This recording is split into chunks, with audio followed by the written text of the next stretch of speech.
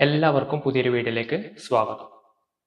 July 3-ാം തീയതി മുതൽ Jio, Airtel, 4-ാം തീയതി മുതൽ VI എന്നീ നെറ്റ്വർക്കുകൾ അവരുടെ നിരക്കുകൾ കൂട്ടിയപ്പോൾ ഒരുപാട് ആളുകൾ ഇപ്പം BSNLിലേക്ക് പോർട്ട് ചെയ്യുന്നൊരു പ്രവണത ന്യൂസ് വഴി അറിയുന്നുണ്ട്. യൂട്യൂബിലൂടെ ആയാലും അല്ലെങ്കിൽ ന്യൂസ് ചാനലുകളിലൂടെ ആയാലും ഇത്തരം വാർത്തകളാണ് ഇപ്പം പുറത്തേക്ക് വരുന്നത്. BSNLിലേക്ക് പോർട്ട് ചെയ്യുന്നതിന് മുമ്പ് നമ്മൾ ചിന്തിക്കേണ്ട കുറച്ച് കാര്യങ്ങളുണ്ട്. ഞാൻ BSNL സിം ഉപയോഗിക്കുന്ന ഒരു വ്യക്തിയാണ്. BSNL സിമ്മിൻ്റെ കുഴപ്പം എന്താണെന്ന് വെച്ചാൽ നമ്മളൊരു 10 മിനിറ്റിൽ കൂടുതൽ തുടർച്ചയായിട്ട് വോയിസ് കോൾ ചെയ്യുന്നുണ്ടെങ്കിൽ കോൾ ഡ്രോപ്പ് ചെയ്യുന്നൊരു പ്രശ്നം ഉണ്ടാവാറുണ്ട്. അതായത് നമ്മളൊരു 10 മിനിറ്റ് നിരന്തരമായിട്ട് സംസാരിക്കുകയാണെങ്കിൽ കോള് അപ്പുറത്തുള്ള ആൾക്ക് വ്യക്തമായി കേൾക്കാതിരിക്കുന്നൊരു അവസ്ഥ അനുഭവപ്പെട്ടിട്ടുണ്ട്. നിങ്ങളിൽ എത്ര പേർക്ക് അത് അനുഭവപ്പെട്ടിട്ടുണ്ട് എന്നുള്ളത് എനിക്കറിയില്ല. വ്യക്തിപരമായിട്ട് അങ്ങനൊരു അനുഭവം എനിക്കുണ്ടായിട്ടുണ്ട്. അതുപോലെ മറ്റൊരു കാര്യം, BSNL സിം ഉപയോഗിക്കുന്ന ഒരാളെ നമ്മൾ വിളിക്കുമ്പോൾ ആദ്യം വിളിച്ചാൽ ഒരുപക്ഷെ ഔട്ട് ഓഫ് കവറേജ് ഏരിയ എന്ന് പറഞ്ഞതിന് ശേഷം അപ്പോൾ തന്നെ രണ്ടാമത് നമ്മൾ വിളിക്കുകയാണെങ്കിൽ കൃത്യമായിട്ട് കോള് കിട്ടുന്ന ഒരു പ്രവണതയും കണ്ടിട്ടുണ്ട്. അതുപോലെ നെറ്റിൻ്റെ കാര്യത്തിൽ 3G നെറ്റ്വർക്കാണ് ഇപ്പോൾ നിലവിൽ കേരളത്തിൽ പല സ്ഥലത്തും ഉള്ളത്. അതിൽ തന്നെ നെറ്റ് നമ്മൾ ഉദ്ദേശിക്കുന്ന പോലെയുള്ള സ്പീഡിലൊന്നും BSNLിൽ നമുക്ക് ഉപയോഗിക്കാൻ പറ്റുന്നില്ല. യൂട്യൂബൊക്കെ തുറന്നു കഴിഞ്ഞാൽ വളരെ സ്ലോ ആയിട്ടാണ് ലോഡായി വരുന്നത്. UPI പേയ്മെൻറ്റ് ചെയ്യുന്നതിലൊന്നും യാതൊരു പ്രശ്നമുള്ളതായിട്ട് തോന്നിയിട്ടില്ല. അതുപോലെ വാട്സപ്പ് ചാറ്റിങ്ങിലും യാതൊരു കുഴപ്പമുള്ളതായിട്ട് തോന്നിയിട്ടില്ല. വീഡിയോസൊക്കെ സെൻഡ് ചെയ്യുമ്പോൾ അത്യാവശ്യം സ്ലോ ആയിട്ടാണ് പോകുന്നത്. ഇത്തരം പ്രശ്നങ്ങളൊന്നും നിങ്ങൾക്ക് VIയിലോ എയർടെലിലോ ജിയോയിലോ ഇല്ലെങ്കിൽ മറ്റൊരു നെറ്റ്വർക്കിലേക്ക് നമ്മൾ മാറുമ്പോൾ ഇതിനൊക്കെ തടസ്സങ്ങൾ ഒരുപക്ഷെ ഉണ്ടാവാൻ സാധ്യതയുണ്ട്. ഇതൊക്കെ മനസ്സിലാക്കിക്കൊണ്ട് വേണം നമ്മൾ ഒരു നെറ്റ്വർക്കിൽ നിന്ന് മറ്റൊരു നെറ്റ്വർക്കിലേക്ക് മാറാൻ. പ്രതിമാസം 50 രൂപ അല്ലെങ്കിൽ 2 മാസത്തേക്ക് ചെയ്യുന്ന പ്ലാനിൽ 100 രൂപയാണ് ഇപ്പോൾ വർധനവ് വന്നിട്ടുള്ളത്. ഈ ഒരു വർധനവിൻ്റെ പേരിൽ നമ്മൾ BSNLിലോട്ട് മാറുമ്പോൾ നമുക്ക് നഷ്ടപ്പെടുന്ന കാര്യങ്ങളാണ് ഞാൻ മുകളിൽ പറഞ്ഞിട്ടുള്ളത്.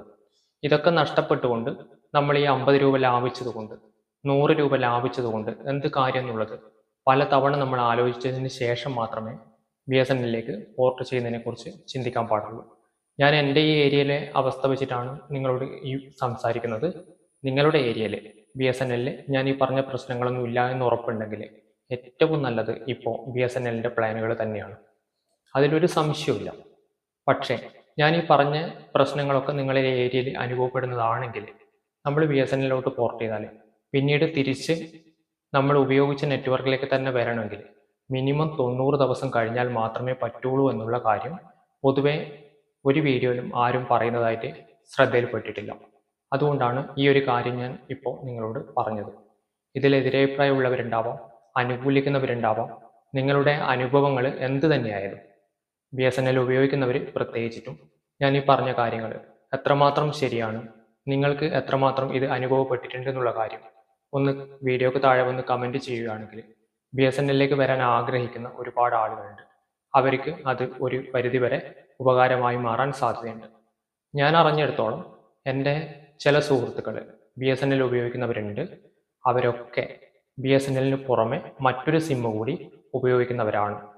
അതിൻ്റെ കാരണം ഞാൻ നേരത്തെ പറഞ്ഞതുപോലെ നെറ്റ് ഉപയോഗിക്കുന്ന കാര്യത്തിൽ BSNL ഇപ്പോഴും ഒരുപാട് പിന്നോട്ടാണുള്ളത്. അതുകൊണ്ട് തന്നെയാണ് ഡിസംബറോടുകൂടി എല്ലാ സ്ഥലത്തും 4G വരും എന്ന് BSNL അവകാശപ്പെടുന്നുണ്ടെങ്കിലും അതെത്രമാത്രം ശാശ്വതമായി നമുക്ക് അനുഭവിക്കാൻ പറ്റും എന്നുള്ളതിനെക്കുറിച്ച് ഇപ്പോൾ ഒരു വ്യക്തതയും ഇല്ലാത്തിടത്തോളം കാലം അത് വന്നതിന് ശേഷം ചിന്തിക്കുന്നതല്ലേ നല്ലത് എന്നാണ് വ്യക്തിപരമായിട്ട് എൻ്റെ അഭിപ്രായം. നിങ്ങൾക്ക് ഇപ്പോൾ ഉപയോഗിക്കുന്ന സിമ്മിൽ നിങ്ങൾ നിൽക്കുന്ന ഏരിയയിൽ കൃത്യമായിട്ട് നിങ്ങൾക്ക് എല്ലാ കാര്യങ്ങളും ചെയ്യാൻ പറ്റുന്നുണ്ടെങ്കിൽ ഇപ്പോൾ വന്നിരിക്കുന്ന ഈ വർധനവ് വലിയൊരു വർധനവൊന്നും അല്ല എന്ന രീതിയിലാണ് എനിക്ക് തോന്നുന്നത്. ഇത് മറ്റ് നെറ്റ്വർക്കുകളെ പ്രൊമോട്ട് ചെയ്യുന്നതോ ഒന്നുമല്ല.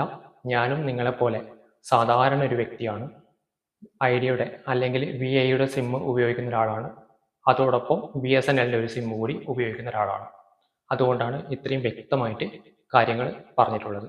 വീഡിയോ ഇഷ്ടപ്പെട്ടാൽ ലൈക്ക് ചെയ്യാനും ഷെയർ ചെയ്യാനും വീഡിയോയെക്കുറിച്ചുള്ള നിങ്ങളുടെ അഭിപ്രായങ്ങളും നിർദ്ദേശങ്ങളും കമൻറ്റ് വഴി അറിയിക്കാനും മറക്കരുത്. മറ്റൊരു വീഡിയോയിൽ വീണ്ടും കാണാം. അതുവരെയുള്ള നിമിഷങ്ങൾ നിങ്ങൾക്ക് ശുഭമായിരിക്കട്ടെ.